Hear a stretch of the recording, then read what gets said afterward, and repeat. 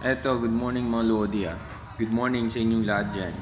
Nakakainis na naman, meron lumalabas na kung ano-anong balita galing sa Newsway ito. Na itong si Nicolas daw, nagsabi na yung mga nakareceive ng KYC invitation na hindi pa nagsasubmit, ay nabibigyan lang daw sila ng 2 weeks. Saan niya sinabi to? Saan yung chat ni Nicolas na sinasabi niya na ganito? Okay? Kasi ang tagal, maraming mga naka-receive ng KYC, hindi sila maka-KYC kasi wala pa silang ID. Okay?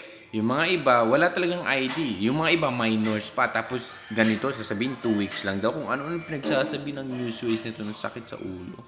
Kasi alam mo, kaya tuloy, ang daming nagtatanong, totoo ba to? Paano naging totoo yan? Wala ang chat ni Nicolas na ganyan. Okay? Tapos itong Newsways na to, pwede mo namang screenshot kung saan galing eh. Kung nag-chat talaga siya. You know, tinatakot mo mga pioneers eh. Yan, many people have received KYC invitation. Siyempre, hindi nila magawa. May mga possible reason yan. Okay? Wala silang ID or minor sila. Yun yung major reason bakit hindi sila maka-KYC. Pero excited nga lahat ng pioneers maka-KYC, di ba?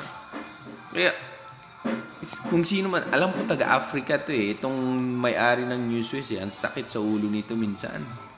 Kung basta na lang makagawa ng content, sige, banat ng banat. Nakakainis, parang ewan lang to. At saka mga Lodi, okay, ganito. Kasi marami akong nakikitang mga posts na share nyo. Kasi akala nyo totoo, hindi totoo mga Lodi. Mas maganda i-verify nyo muna. Kasi posible magkalat tayo ng ano tawag dito, yung matakot yung mga pioneers. Alam mo yun? Tapos yan, lumalabas na naman mainnet ngayong March. Wala silang sinasabing ganyan mga Lodi. Totoo ba yan? I-verify nyo. Punta kayo sa my chat. Simple lang naman. Nag-chat ba si Nicolas na ganito? Kasi yung mga announcement na yan or yung mga pangyayari na yan, major na event na mga yan, kailangan nilang i-announce. Doon mismo sa chat. Hindi basta-basta sinabi. Wala. Pwede mo namang i-verify. Open mo app and then check mo yung chat. At punta ka doon lahat, announcement or punta ka, meron ba nakalagay?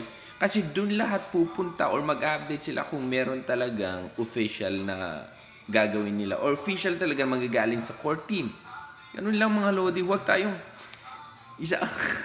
nainis ako dito sa Newsways na to, parang ewan. If you receive a KYC invitation from us but haven't submitted, you have 2 weeks to do so. Huh? Sure ka? Diba? Ayusin mo News.